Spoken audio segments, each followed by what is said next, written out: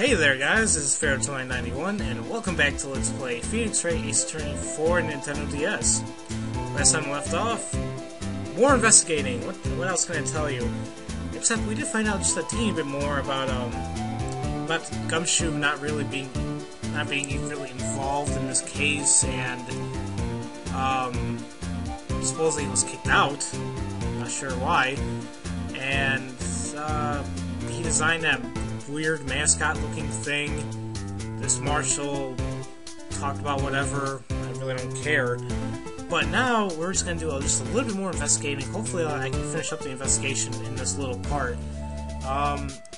So yeah, we found out all we can from what's his name? From Jake Marshall. So now we're just gonna do a little bit of examining here.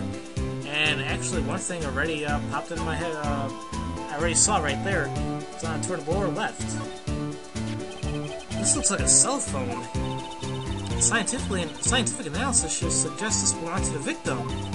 I can't think of anyone else who could belong to. What's so scientific about that? Should we check it out?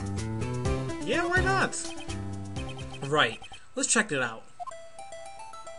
So yeah, now they're actually going to do the whole thing about examining it. Let's see here.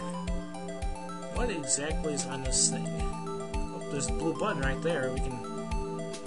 Yeah, let's check out that blue button.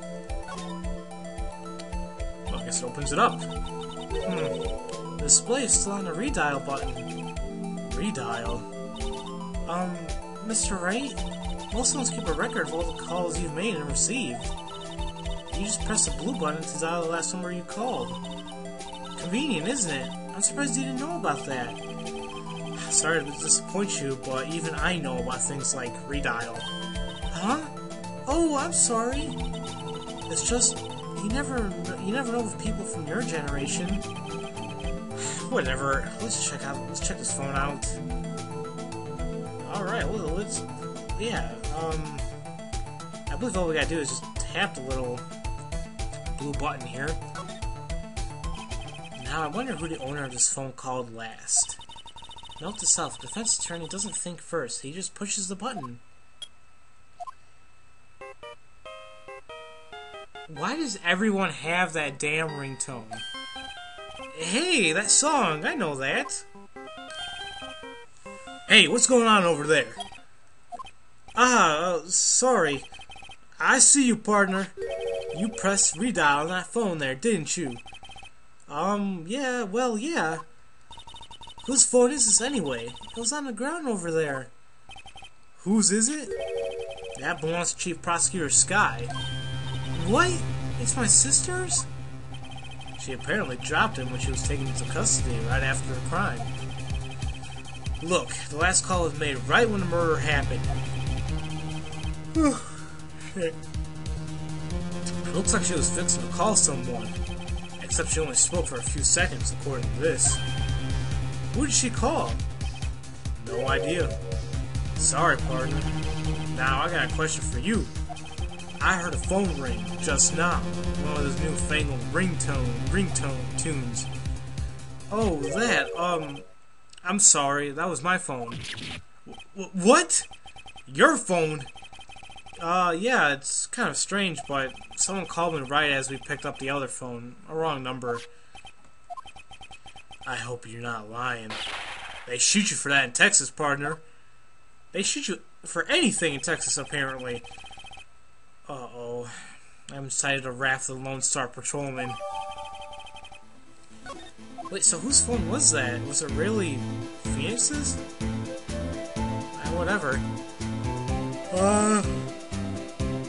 Dear God, we already got no other. Let's examine a little bit more. Let's examine the trunk. What's this? It looks like a note of some sort. Look, something's written on it.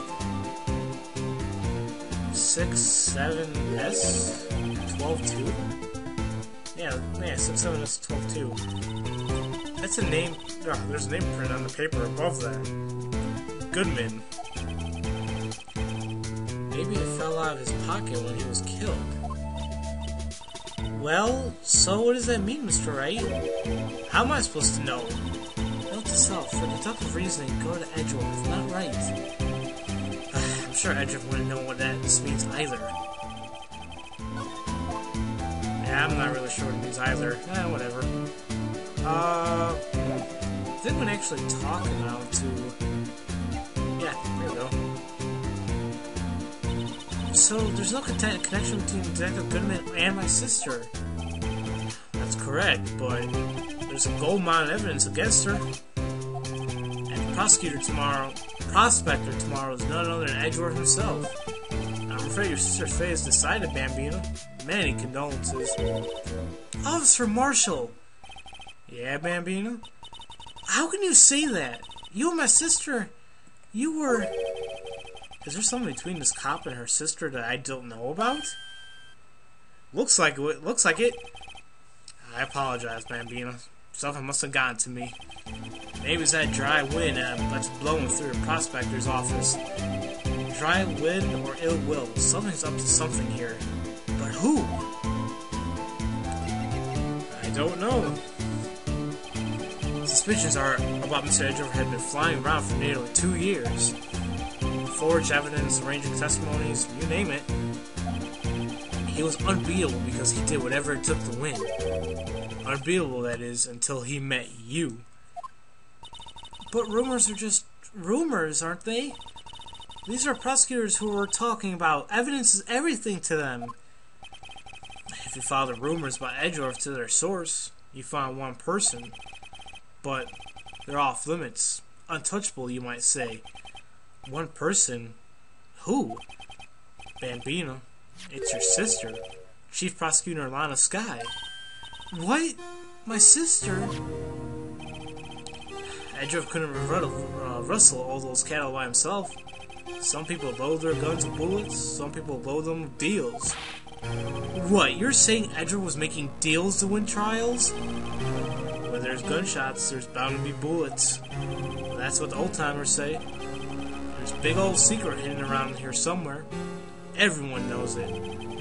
Is that why Detective Gumshoe was taken off the case? Did they target him because he was the closest to Edgeworth? So, well, how are we doing, Mr. Wright?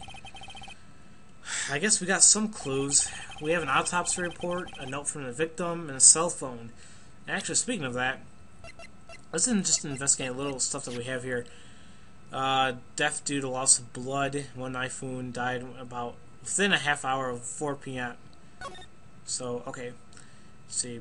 36, male, 21st February, 4 to 5 p.m. 5:30, loss of blood.